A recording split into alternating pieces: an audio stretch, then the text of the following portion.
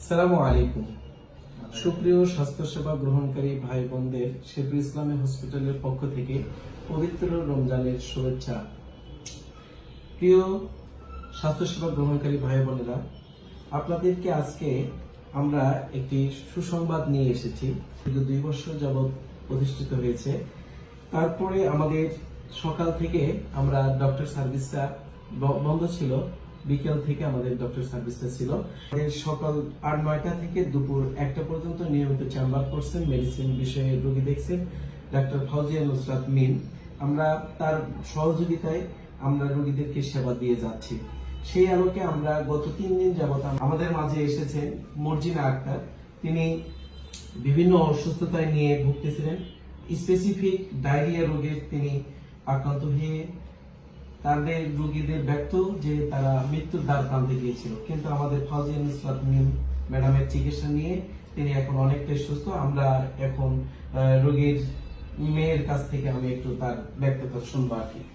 জি, আপনার আম্মা কি অবস্থায় আমাদের মাঝে এসেছিলেন? জি, আসসালামু আলাইকুম।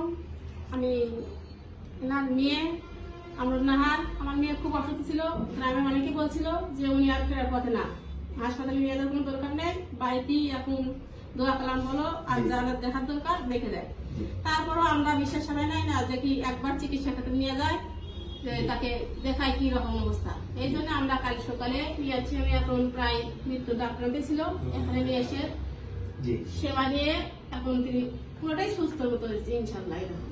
জি, আচ্ছা, আপনি যদি একটু কিছু বলতেন। কেমন আছেন? এখন কেমন আছেন? আগের মতোই আছেন না তার চাইতে সুস্থ হয়েছেন? আল্লাহ সুস্থ করছে। আল্লাহ সুস্থ করছে, আলহামদুলিল্লাহ। আলহামদুলিল্লাহ। জি, এখন বাসায় যেতে পারবেন তো? হ্যাঁ, এখন আমরা নিলে তো যাওয়াই নেই। জি, ইনশাল্লাহ। জি, আপনারা শেরপুর ইসলামী হসপিটালে আসুন। আমাদের সকাল থেকে আমাদের ডক্টর সার্ভিস আছে। আপনারা শেরপুর ইসলামী হসপিটালে আসুন, সেবা নিয়ে সুস্থ থাকুন। জি, আমরা একটু শুনবো যে হসপিটালে যে আসছিলেন সেবা কেমন পাইছেন বা কোনো সমস্যা হয়েছে কিনা। না, আমাদের তেমন কোনো সমস্যা নাই। আমাদের নার্স বা ডাক্তার উনি আমাদের পর্যায়ক্রমে দেখাশোনা করেছেন এবং এসে এসে খবর নিচ্ছেন যে কি রকম অবস্থায় আছেন। Thank you. জি, ধন্যবাদ। আসসালামু আলাইকুম।